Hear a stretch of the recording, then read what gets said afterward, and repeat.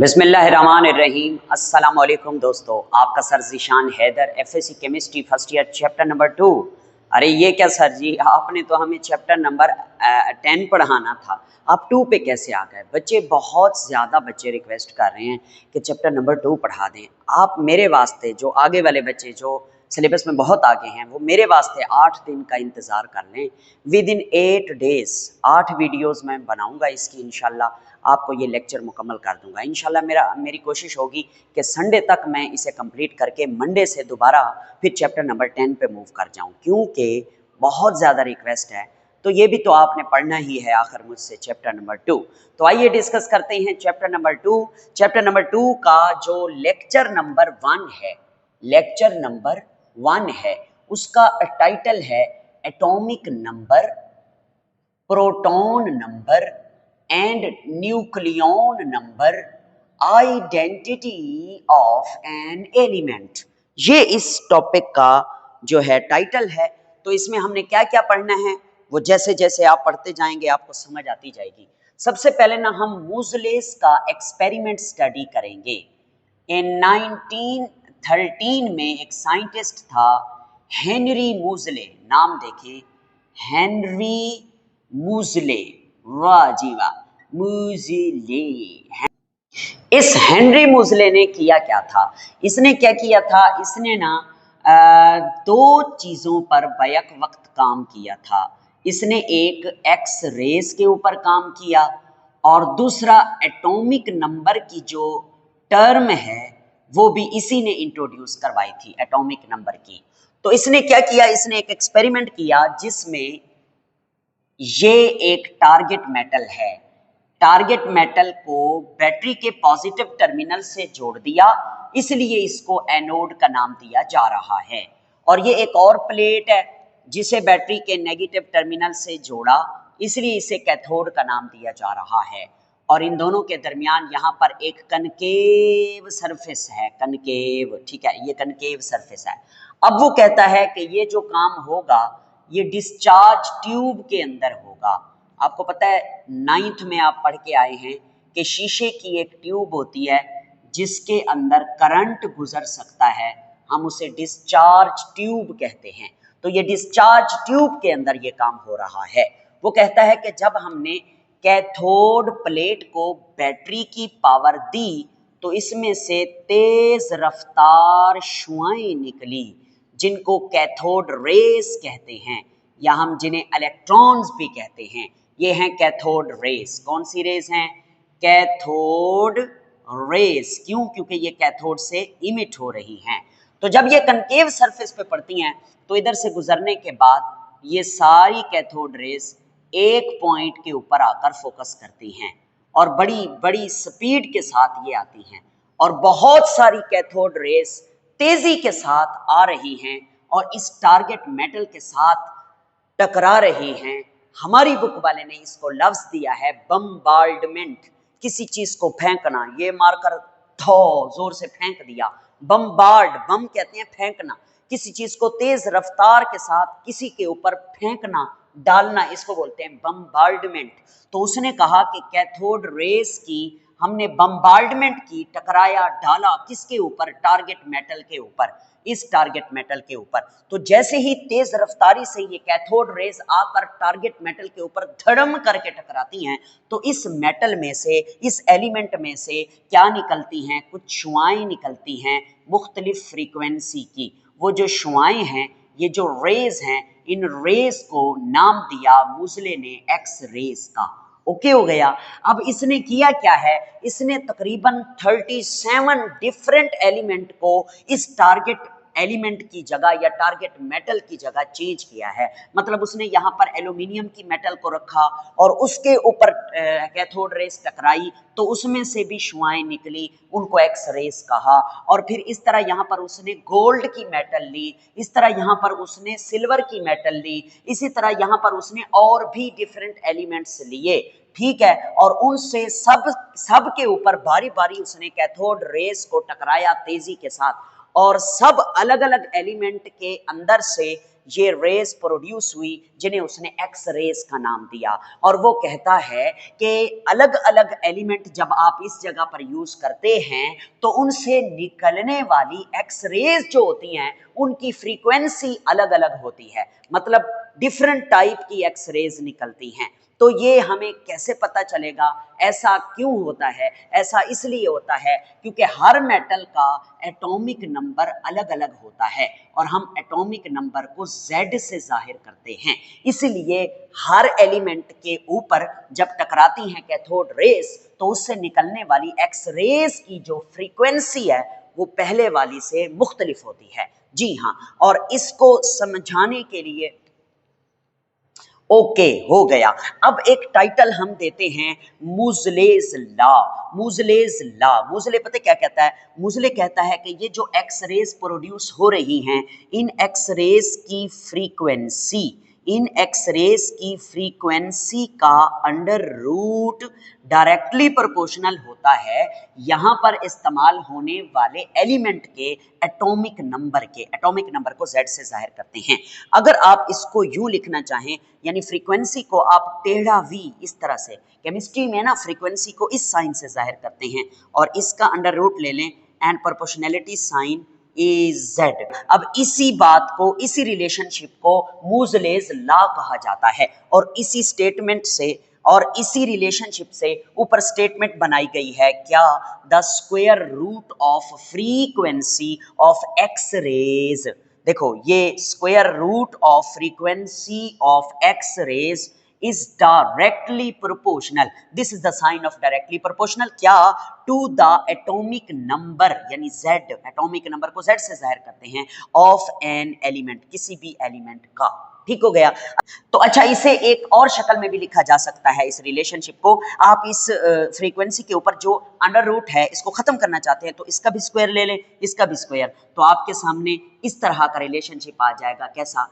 कि frequency is directly proportional to the square of क्या? Atomic number of an element या target metal. तो यूं भी लिखा जा सकता है। ये भी मूजलेज लॉ का रिलेशनशिप है, ये भी और ये भी, ये तीनों एक ही रिलेशनशिप हैं, लिखने का अंदाज अलग अलग है। ठीक हो गया, तो इसको बोलते हैं मूजलेज लॉ।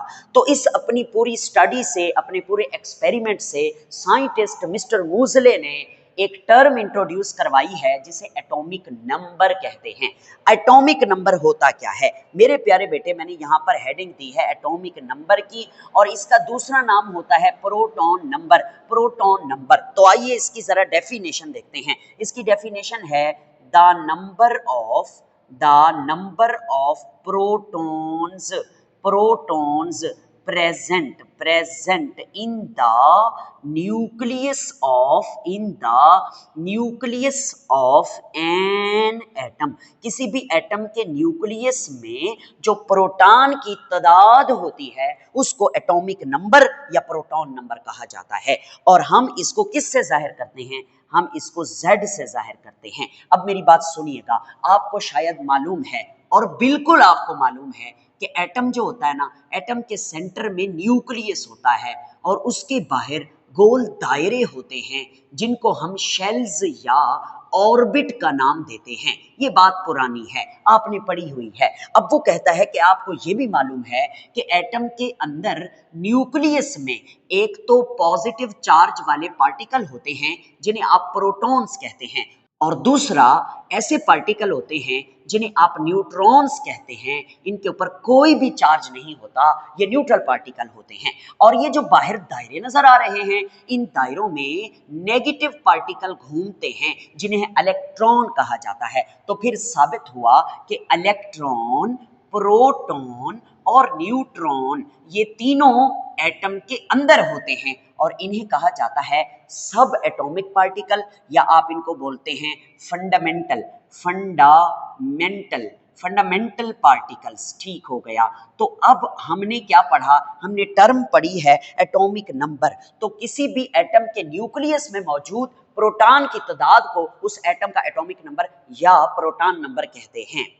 ठीक हो गया, ओके। अच्छा, अब वो कहता है कि ये जो एटॉमिक नंबर है ना, ये एक कैरेक्टरिस्टिक प्रॉपर्टी है, अहम प्रॉपर्टी है। मतलब हर एक एलिमेंट के एटम का एटॉमिक नंबर दूसरे से मुख्तलिफ है। जैसे हाइड्रोजन का एटॉमिक नंबर 1 है, हीलियम का एटॉमिक नंबर 2 है, लिथियम का एटॉमिक नंबर 3 है, इसी तरह बेरिलियम का एटॉमिक नंबर 4, बोरान का 5, कार्बन का क्या है 6। आइए जरा लिख न लें। जी हाँ सर जी, जरा हमें लिखवा दें। देखें भाई, आपके पास होता है hydrogen, helium, lithium, beryllium, boron, carbon, nitrogen, oxygen, fluorine, neon, आगे चलें, सोडियम, उसके बाद मैग्नीशियम के, aluminium, silicon, phosphorus, sulphur, chlorine, argon, potassium और ये कैल्शियम। ये आपके पास पहले 20 एलिमेंट हैं पीरियोडिक टेबल के। मैं पता है इसे कैसे याद करता हूं। हाय हाय लिली, लिली लड़की का नाम है। Hi hi hi Lily, BBC news on Friday night. जुमे की रात को बीबीसी न्यूज चल रही थी। Hi Lily, hi Lily, BBC news on Friday night. क्या न्यूज थी? ना मांगो अल्ली से पेप्सी कोला और कल कैंसर हो सकता है। ना मांगो अल्ली से पेप्सी कोला और कल कैंसर होने का खतरा है। अच्छा, इनके एटॉमिक नंबर आपने तरतीब से याद रखने हैं। यानी कि हाइड्रोजन का एटॉमिक नंबर है 1, हीलियम का है 2, लिथियम का 3, beryllium 4, boron 5, carbon 6, nitrogen 7, oxygen 8 और इसी तरह से फ्लोरीन क्या है 9 और नियॉन क्या है 10 और सोडियम का क्या है 11, magnesium 12, aluminium 13, silicon 14, phosphorus 15, sulphur 16, chlorine 17, argon 18, को पोटाशियम 19 और calcium 20। These are the proton number या एटॉमिक नंबर। आपसे अगर कोई पूछता है कि भाई फास्फोरस के अंदर कितने प्रोटॉन हैं, तो आप इसी नीचे वाले को देखकर 15 प्रोटॉन हैं बता सकते हैं कि इसके प्रोटॉन 15 हैं। ओके हो गया। अब यहां पर एक बात मैं आपको बताना जरूरी समझता हूं, और वो बात पता क्या है कि किसी एटम में, किसी भी एटम में जितने प्रोटॉन होते हैं ना पॉजिटिव चार्ज वाले न्यूक्लियस के अंदर, उस एटम में बाहर शेलों में उतने ही इलेक्ट्रॉन होते हैं। यानी अगर किसी एटम में 6 प्रोटॉन हैं, जैसे कि ये कार्बन में 6 प्रोटॉन हैं, ठीक है, पॉजिटिव वाले पार्टिकल 6 हैं, तो इसके आखिरी, इसके बाहर शेलों में भी 6 ही इलेक्ट्रॉन होंगे। तो अगर मैं यूं कहूं कि प्रोटॉन नंबर, अगर मैं यूं कहूं कि एटॉमिक नंबर प्रोटॉन की तादाद को भी कह सकते हैं और इलेक्ट्रॉन की तादाद को भी कह सकते हैं, तो बात ठीक है। जी हाँ, बिल्कुल ठीक है। मगर याद रखना, अगर आप, तो इसका मतलब यह हुआ कि किसी एटम में जितने प्रोटॉन हैं उतने ही इलेक्ट्रॉन हैं, इसीलिए तो एटम न्यूट्रल होता है एज अ होल। ठीक हो गया। अब आगे चलते हैं। नेक्स्ट जो टर्म है वो है एटॉमिक मास, जिसे हम मास नंबर भी कहते हैं, जिसे हम न्यूक्लियॉन नंबर भी कहते हैं। आइए इसकी डेफिनेशन लिखते हैं। इसकी डेफिनेशन है द नंबर ऑफ ना बल्कि यूं लिखें, इट इज, इसकी डेफिनेशन है the sum of number of proton and neutron present in the nucleus of an atom, present in the nucleus of an atom is called mass number या nucleon number. देखो भाई, इस nucleus में सिर्फ proton की तादाद को प्रोटॉन नंबर या एटॉमिक नंबर कहते हैं, और अगर इसी न्यूक्लियस में मौजूद प्रोटॉन और न्यूट्रॉन की दोनों की तादाद को सम कर लें, ऐड कर लें कोलेक्टिवली, तो उसे क्या बोलते हैं? मास नंबर या न्यूक्लियॉन नंबर या एटॉमिक मास। ओके, और इसे किससे जाहिर करते हैं? इसे हम ना ए से जाहिर करते हैं। It is donated bye A.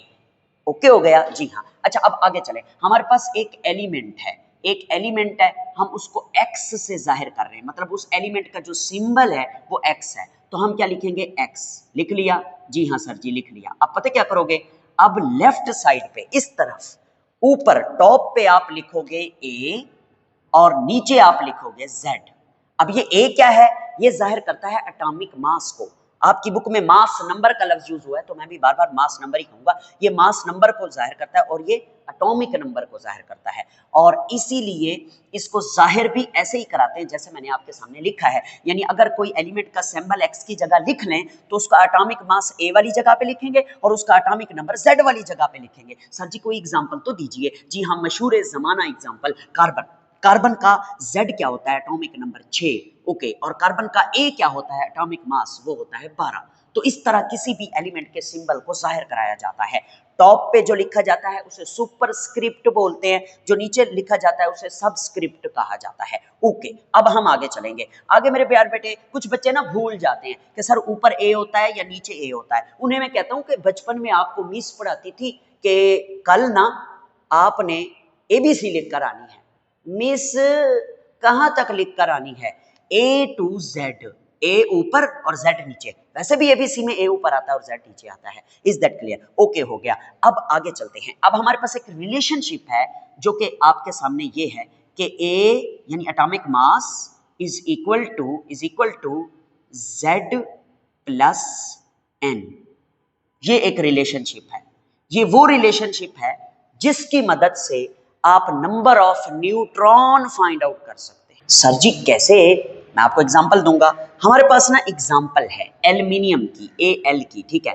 Aluminium का एटॉमिक नंबर नीचे लिखेंगे वो होता है 13 और एटॉमिक मास होता है 27, वो लिखेंगे ऊपर, ठीक है। ये एल्युमिनियम है। ओके, अब आपसे कहा गया कि इस एल्युमिनियम के एटम के अंदर प्रोटॉन की तादाद बताओ, इलेक्ट्रॉन की तादाद बताओ और न्यूट्रॉन की तादाद भी बताओ। तो कैसे बताओगे? मैं आपको बताता हूं। बड़ा बेहतरीन और सादा तरीका है। देखें, 3 चीजें उसने पूछी आपसे। प्रोटॉन की तादाद बताओ, पूछा है ना, न्यूट्रॉन की तादाद बताओ और इलेक्ट्रॉन की तादाद बताओ। तो आप कैसे बताएंगे? बहुत आसान है दोस्तों। पहली बात कि ये जो 13 लिखा हुआ है, आपको पता है ये प्रोटॉन की तादाद है, तो आप लिख देंगे इसका एटॉमिक नंबर 13 है तो इसका प्रोटॉन कितना है? 13। ओके, और मैंने आपको थोड़ी देर पहले बताया कि किसी एटम में जितने प्रोटॉन होते हैं उतने ही इलेक्ट्रॉन होते हैं, क्योंकि ये न्यूट्रल एटम है। इसमें 13 प्रोटॉन है तो इसके इलेक्ट्रॉन भी कितने होंगे? 13 होंगे। अब बारी आती है न्यूट्रॉन की। न्यूट्रॉन के लिए आप ये ऊपर वाला फार्मूला लगाओगे। इसमें ये जो कैपिटल N है ना, ये न्यूट्रॉन को जाहिर कर रहा है। जी हाँ, और ये A क्या है? एटॉमिक मास है, और ये Z क्या है? एटॉमिक नंबर है। तो आओ जरा इस फार्मूले को मैं नीचे लिखूंगा, A is equal to Z plus N, ठीक है। हमें क्या चाहिए? हमें N चाहिए, तो Z को उधर ले जाए तो ये फार्मूला बनेगा N is equal to A minus Z। तो N is equal to A क्या है? A है 27 ऊपर वाला, तो 27 माइनस Z क्या है? Z है 13। तो 27 में से जब 13 जाता है तो जवाब क्या आता है? तो जवाब आता है 14। तो इसका मतलब इसके न्यूट्रॉन कितने हैं? इसके न्यूट्रॉन हैं 14। ओके सर, अगर हम ये फार्मूला भूल जाएं तो मेरे पास एक शॉर्ट ट्रिक है। आप ऊपर वाले में से नीचे वाले को काट दें, मतलब A में से Z को माइनस कर दें। A में से माइनस कर दें Z को। Z क्या है? प्रोटॉन की तादाद है। ऊपर वाले में से नीचे वाले को माइनस कर दें, नंबर ऑफ न्यूट्रॉन निकल आएगा। इस तरीके से आप मैक्सिमम एग्जांपल जो है वो कर सकते हैं। एक और एग्जांपल मैं आपको कराता हूं। उस एग्जांपल में ना उसने हमें कहा है आपके पास है Al+3। Al+3 का मतलब क्या है कि ये एटम नहीं है, ये एल्यूमिनियम का आयन है। और आपको पता है किसी भी एटम के ऊपर प्लस का चार्ज कब आता है? जब वो इलेक्ट्रॉन लूज कर देता है। इसका मतलब एल्यूमिनियम ने कितने इलेक्ट्रॉन लूज किए हैं? इसने 3 इलेक्ट्रॉन लूज किए हैं। तो इसके number of electron, number of proton और नंबर ऑफ न्यूट्रॉन हम कैसे फाइंड आउट करेंगे? पहले तो हम बताते हैं, यहाँ पे हम नंबर ऑफ प्रोटॉन लिखेंगे, यहाँ नंबर ऑफ न्यूट्रॉन लिखेंगे और यहाँ नंबर ऑफ इलेक्ट्रॉन लिखेंगे। ओके, तो आइए देखते हैं सबसे पहले इसके प्रोटॉन को। प्रोटॉन देखने के लिए आपको ये पता हो कि इसका एटॉमिक नंबर क्या है। इसका एटॉमिक नंबर है 13, तो प्रोटॉन इसके कितने होंगे? 13। ओके, और न्यूट्रॉन आपने निकालने हैं तो ऊपर वाले में से नीचे वाले को माइनस कर दें, जैसे हमने यहां किया है। तो इसके न्यूट्रॉन कितने हैं? 14। अब बारी आती है इलेक्ट्रॉन की। सर आपने तो कहा था कि जितने प्रोटॉन हैं उतने ही इलेक्ट्रॉन होंगे। हाँ, न्यूट्रल एटम में ऐसा होगा, मगर ये तो आयन है, ये तो न्यूट्रल एटम नहीं है। इसमें एल्यूमिनियम में वैसे तो टोटल इलेक्ट्रॉन कितने थे? 13 थे ना, मगर जब इसने 3 इलेक्ट्रॉन लूज किए तो इस पर +3 का चार्ज आ गया, इसलिए -3 इलेक्ट्रॉन इसने लूज कर दिए। तो टोटल इलेक्ट्रॉन अब कितने होंगे? इसमें 10। इस आयन में इलेक्ट्रॉन 10 होंगे, मगर एटम की हालत में इलेक्ट्रॉन इसमें 13 ही होंगे। ओके हो गया। आप कोई और एग्जांपल कर लें। सर जी कोई और एग्जांपल करते हैं। हाँ, हम क्लोरीन की बात करते हैं। क्लोरीन है ना, क्लोरीन Cl, इसका एटॉमिक नंबर होता है 17, ठीक है, और इसका एटॉमिक मास होता है तकरीबन 35, ठीक है, 35.5 लिखते हैं।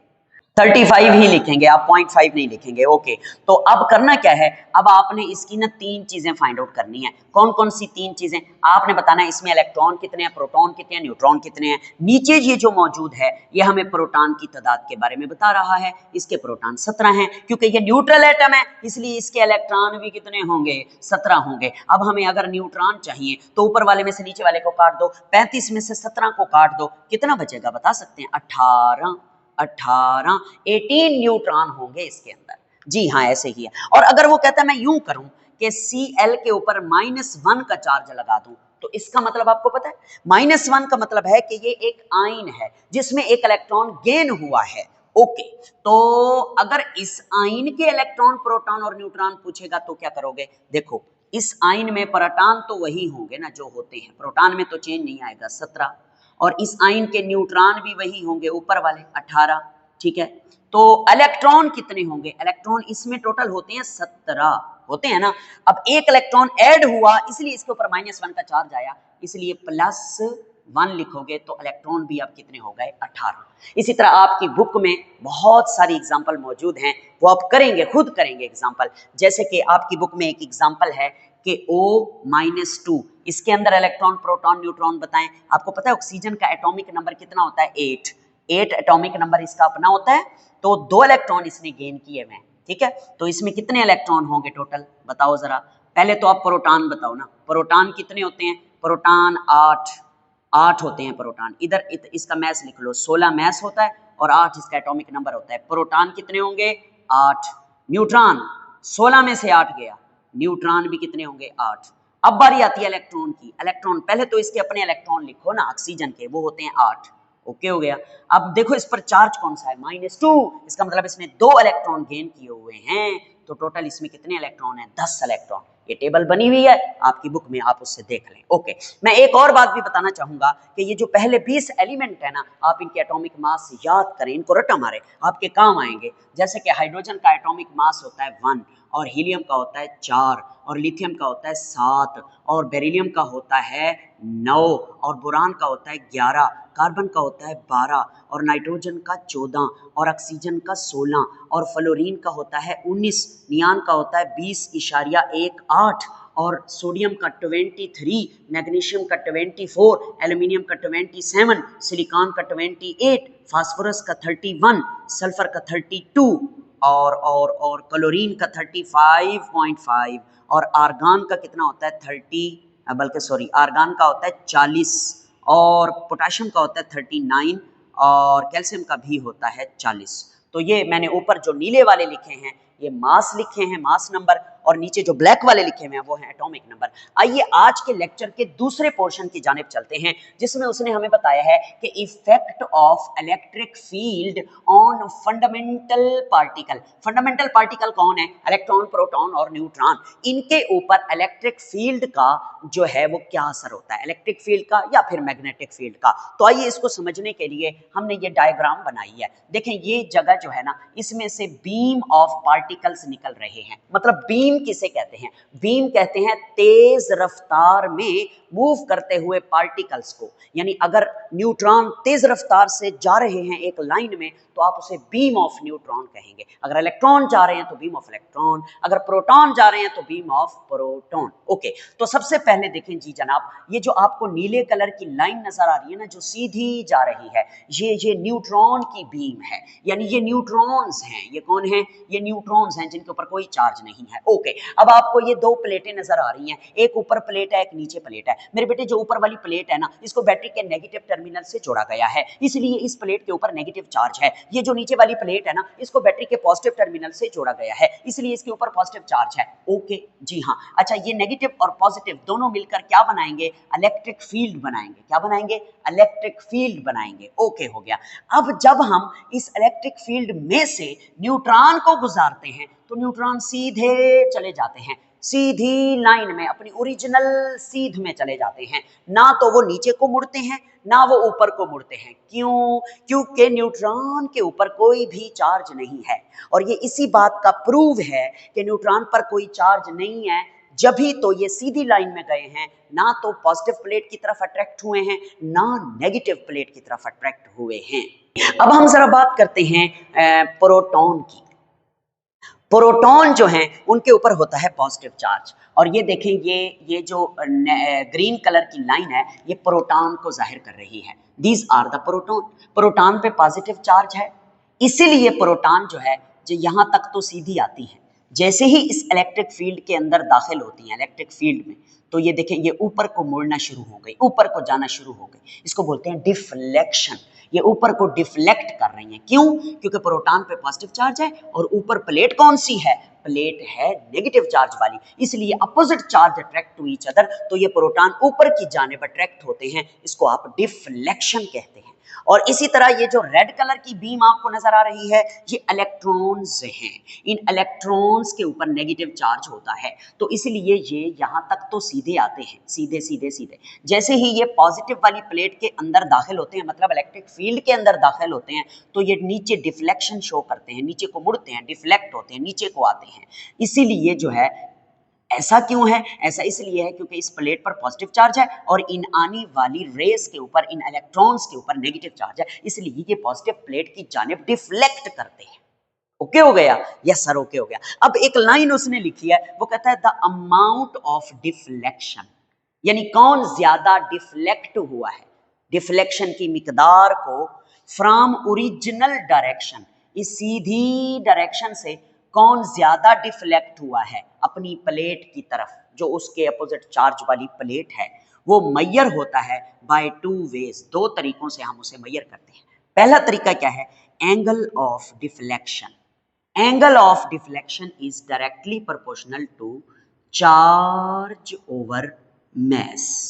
मतलब ये जो पार्टिकल्स आ रहे हैं इलेक्ट्रॉन और प्रोटॉन, हम न्यूट्रॉन की बात नहीं करेंगे क्योंकि न्यूट्रॉन तो डिफ्लेक्शन देता ही नहीं है। इलेक्ट्रॉन और प्रोटॉन जो पार्टिकल्स हैं, इनके ऊपर चार्ज और इनके ऊपर जो मास है, उनका जो रिलेशनशिप बनता है एंगल ऑफ डिफ्लेक्शन के साथ, वो ये आपके सामने है। यानी एंगल ऑफ डिफ्लेक्शन, मुड़ने का एंगल डायरेक्टली प्रोपोर्शनल है चार्ज के और इनवर्सली प्रोपोर्शनल है मास के।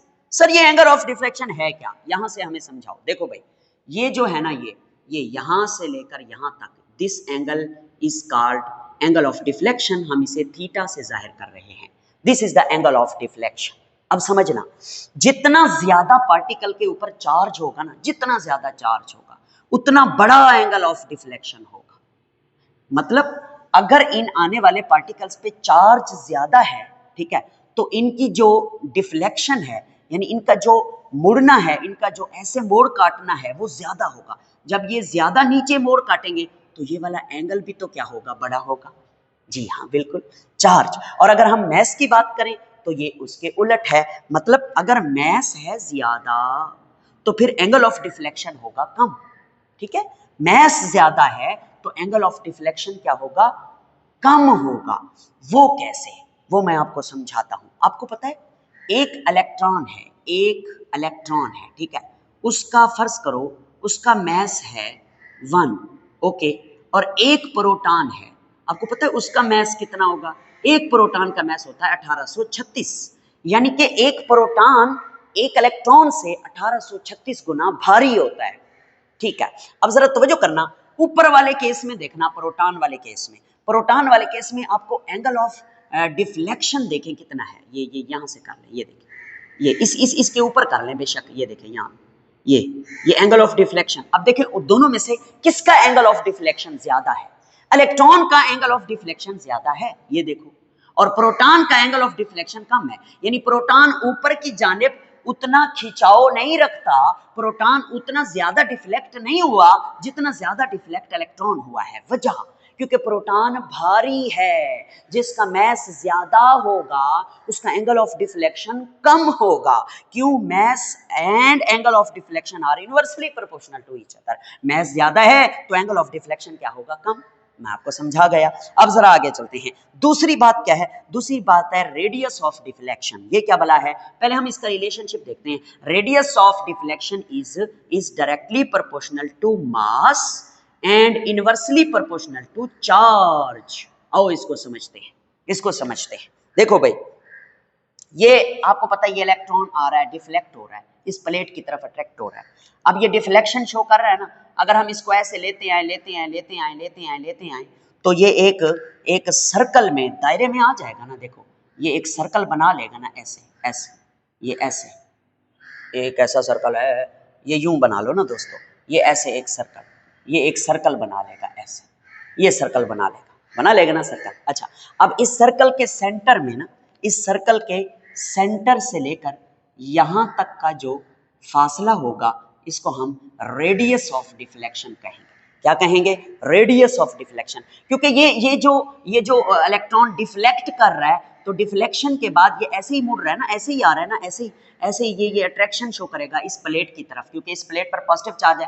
पहले ये यहाँ को मुड़ेगा, यहाँ को, फिर ये इधर नहीं जाएगा, उधर बोर्ड के नीचे, ये यहाँ आता जाएगा, गोलाई में आता जाएगा। क्यों? इस प्लेट पे पॉजिटिव चार्ज है। ये प्लेट इधर से आगे नहीं जाने देगी, कहेगी मेरे मेरे मेरे पास आओ, यूं मुड़ो, यूं यूं यूं, तो ये सर्कल बना लेगा। तो इस सर्कल में सेंटर लगाएं और इस सेंटर से लेकर यहां तक या यहां तक जो आप फासला लेते हैं, इसको एंगल ऑफ डिफ्लेक्शन कहते हैं।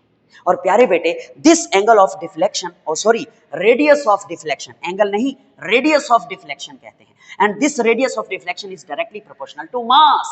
यानी अगर किसी पार्टिकल का मास ज्यादा है तो उसका रेडियस ऑफ डिफ्लेक्शन भी ज्यादा होगा। ठीक है सर, हमें समझाओ तो सही, मैं बताता हूं। देखो, एक बाईपास, आपने देखा है कभी? बाईपास, रोड के ऊपर बाईपास होते हैं, उस पर मोड़ काटे जाते हैं। अगर सुजुकी मेहरान कार साबुनदानी वो मोड़ काट रही है तो वो ऐसे करेगी, शू, उसका मैस कम है, वो ऐसे जल्दी से मोड़ काट लेगी, जल्दी से वो ऐसे डिफ्लेक्ट कर लेगी। ये देखो ऐसे, वो ऐसे डिफ्लेक्ट कर लेगी फौरन। जब वो ऐसे डिफ्लेक्ट करेगी मेहरान कार, तो उसका रेडियस होगा यहाँ से यहाँ तक। ठीक हो गया? अब आगे चलें। आप देखें फेसल मूवर जो है या डेवो बस जो है, वो ऐसे मोड़ काट लेती है? नहीं, वो ऐसे नहीं कर सकती, वो बड़ा सा दायरा लगा के फिर मोड़ काटती है। यानी उसका जो मोड़ काटने का स्टाइल है वो कुछ यूं होगा, ऐसे। जब यूं होगा तो उसका सर्कल भी बड़ा होगा, जब सर्कल बड़ा होगा तो उसका रेडियस ऑफ डिफ्लेक्शन भी बड़ा होगा। क्यों उसने बड़ा दायरा काटा? क्योंकि उसका मैस ज्यादा है, वो बहुत वजनी है, वो नहीं कर सकती, वो ऐसे करके वो मोड़ काटेगी। समझ रहे हो? नहीं समझ रहे? जी बिल्कुल ऐसे ही है। अब अगर आप प्रोटॉन और इलेक्ट्रॉन की बात करें ना, इन दोनों पर चार्ज सेम है। आपको पता है इलेक्ट्रॉन पर जो चार्ज है वो है -1, ठीक है, फॉर्मल चार्ज, और प्रोटॉन पर जो चार्ज है वो है +1। दोनों का चार्ज तो सेम है, मगर साइन उलट है ना, चार्ज का मैग्नीट्यूड तो सेम है। तो यहां पर रेडियस ऑफ डिफ्लेक्शन में चार्ज का कोई रिलेशनशिप नहीं बनेगा इलेक्ट्रॉन और प्रोटॉन के लिए, बाकी पार्टिकल्स के लिए बनेगा, मगर मैस का रिलेशनशिप रेडियस ऑफ डिफ्लेक्शन के साथ बनेगा। क्योंकि मैस प्रोटॉन का है ज्यादा, तो डिफ्लेक्शन का रेडियस भी प्रोटॉन का ज्यादा होगा। यानी प्रोटॉन जो है वो ऐसे जाएगा, यूं ऐसे एक लंबा सा दायरा बनाएगा, बड़ा दायरा बनाएगा, तो उसका रेडियस बड़ा होगा। और इलेक्ट्रॉन उसकी निस्बत देखें, जल्दी मुड़ रहा है, ज्यादा नीचे आ रहा है, तो ये जल्दी मुड़ेगा तो छोटा दायरा बनाएगा। क्यों? इसका मैस कम है, तो ये जल्दी डिफ्लेक्ट करेगा, इसकी डिफ्लेक्शन ज्यादा होगी। तो इसीलिए जो है ना जनाब, हाँ, मैस कम है तो डिफ्लेक्शन ज्यादा होगी, इसलिए ये छोटा दायरा बनाएगा, तो इसका रेडियस ऑफ डिफ्लेक्शन भी कम होगा। आपको समझ आ गई है, मुझे पता है। अच्छा, आखिरी बात जो मैं आपको समझाना चाहता हूँ वो ये है कि अगर इन दोनों में रिलेशनशिप आपसे पूछे कि आप बताएं एंगल ऑफ डिफ्लेक्शन और रेडियस ऑफ डिफ्लेक्शन, तो ये दोनों इनवर्सली प्रोपोर्शनल है। बिल्कुल ऐसे ही है। देखो ना, समझो, अगर यहां डिफ्लेक्शन हो रही है ज्यादा, समझना, डिफ्लेक्शन ज्यादा हो रही है, मतलब ये वाले जो रेड कलर वाले पार्टिकल हैं वो ज्यादा नीचे हो रहे हैं, तो ज्यादा डिफ्लेक्शन होगी तो दायरा बनेगा छोटा। जब दायरा छोटा बनेगा तो रेडियस क्या होगा? कम। समझना, जब दायरा छोटा बनेगा, इसका मतलब ये जो रेड कलर के पार्टिकल हैं वो नीचे ज्यादा आ रहे हैं, तो ही दायरा छोटा बन रहा है। तो जब ये नीचे ज्यादा आएंगे तो ये वाला एंगल बढ़ जाएगा। जब ये नीचे ज्यादा आएंगे तो दायरा छोटा बनेगा, रेडियस कम होगा, मगर ये वाला एंगल ज्यादा होगा। समझ आ गई? यस सर समझ आ गई है। क्विक चेक पे बात करते हैं। पहला क्विक चेक ए, वो तो आप खुद करेंगे। वो यही है कि एटॉमिक मास भी दिए हुए हैं, एटॉमिक नंबर भी, आपने नंबर ऑफ इलेक्ट्रॉन, प्रोटॉन और न्यूट्रॉन कैलकुलेट करने हैं। मैंने आपको तरीका सिखा दिया है। दूसरा क्विक चेक आपसे सवाल पूछा है, वो सवाल भी मैं समझा चुका हूं जो उसने पूछा है, मगर मैं लिखवाने के लिए ये मैं जरूरी समझता हूं कि मैं लिखवा दूं। वो कहता है सवाल कि इलेक्ट्रॉन, प्रोटॉन और न्यूट्रॉन तीनों में से ज्यादा डिफ्लेक्शन कौन करेगा अगर मैग्नेटिक फील्ड लगा दें हम। तो बेटा जानिए, जैसे इलेक्ट्रिक फील्ड में ये डिफ्लेक्शन शो करते हैं, वैसे मैग्नेटिक फील्ड में भी डिफ्लेक्शन शो करेंगे, सेम वैसे ही। तो आपको पता है सबसे हल्का होता है इलेक्ट्रॉन। प्रोटॉन, देखो न्यूट्रॉन तो बिल्कुल डिफ्लेक्शन नहीं देगा, उसकी तो बात ही खत्म हो गई। इलेक्ट्रॉन और प्रोटॉन में जो हल्का है वो ज्यादा डिफ्लेक्शन देगा। प्रोटॉन तो भारी है, इलेक्ट्रॉन हल्का है, तो इलेक्ट्रॉन की डिफ्लेक्शन ज्यादा होगी। वो मैंने लिखी भी है क्या, in magnetic field angle of deflection is directly proportional to charge over size. Since electron has the least mass कम है of all, तमाम में से, therefore लिहाजा its angle of deflection will be highest. mass कम है तो angle of deflection ज्यादा होगा, और अगर angle of deflection ज्यादा हो तो deflection ज्यादा हो रही होती है, मुड़ना ज्यादा होता है, ठीक है। Thus electron is deflected the most in magnetic field. ठीक हो गया। अब आखिर में इस लेक्चर के एक टेबल बना हुआ है जिसमें इलेक्ट्रॉन, प्रोटॉन और न्यूट्रॉन के उन्होंने मैसेज दिए हुए हैं, ठीक है। तो पहले पार्टिकल लिखे हुए हैं, फिर कूलम्ब, पहले चार्ज दिए हुए हैं। ये देखें न्यूट्रॉन पे कोई चार्ज नहीं है, प्रोटॉन पे जो चार्ज है वही इलेक्ट्रॉन पे चार्ज है, सिर्फ प्लस माइनस का फर्क है। फिर उसको रिलेटिव चार्ज का मतलब है सिंपल फॉर्म में अगर हम चार्ज लिखें तो +1 प्रोटॉन पे, न्यूट्रॉन पे 0 और इलेक्ट्रॉन पे -1। और फिर उनके मैसेज लिखे हुए हैं, किलोग्राम में भी लिखे हुए हैं, AMU में भी लिखे हुए हैं। ये आपने याद करने हैं एंटी टेस्ट के लिए। पेपर में तो नहीं आएगा यहाँ से, हाँ एंटी टेस्ट में वो आपसे पूछ सकता है। तो ये हमारा आज का लेसन था। अपना ख्याल रखिएगा। Thank you very much for listening my lecture. इसका स्क्रीनशॉट ले लीजिए, फिर न कहना आपने बताया नहीं था।